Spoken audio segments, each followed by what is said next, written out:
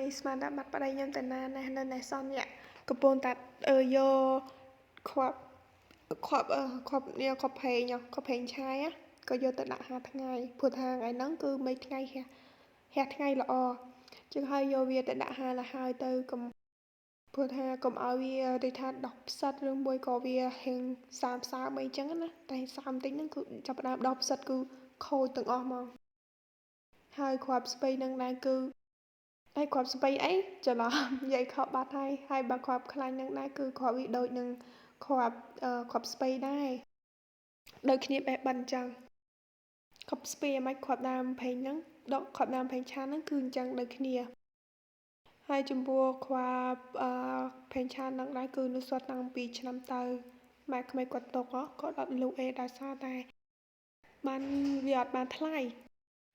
ហើយបើនៅក្នុងមួយឆ្នាំគឺអត់ដែលទិញភេងឆាគេហូបទេដោយសារតែយើងមានខ្លួនឯងអញ្ចឹងហើយយកគ្រាន់តែយកគ្រាប់ភេងឆាហ្នឹងទៅវាយទៅជឿចាញ់ជាភេងឆាមកហ្មងគាត់ធ្វើមួយឆ្នាំគឺហូបអត់អស់តែក្នុងមួយឆ្នាំហ្នឹងហើយក៏បានចែកឲ្យបងថ្លៃខ្លះដែរក៏តែបងថ្លៃគាត់អត់សូវយកហ្មងតែគាត់យកដែរគាត់យកតិចចឹងណាដោយសារតែម៉ែក្មេងប៉ាក្មេងគាត់ដាំខ្លាញ់ណាវ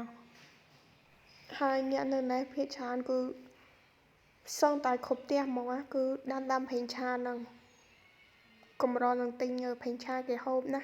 ហើយឃើញតែហាលតងឃើញតែហាលនឹងតងអញ្ចឹងឃើញតិចទេណាដល់ពេលយកទៅវាយចេញជាខ្លាញ់មកយ៉ាងហោចណាស់ក៏ហូបបានមួយឆ្នាំដែរហើយបើគាត់យកទៅវាយចេញជាខ្លាញ់ហ្នឹងគាត់វាយម្ដងប្រហែលជាបានដូចថា2-3កតុងអញ្ចឹងកតុងធំហ៎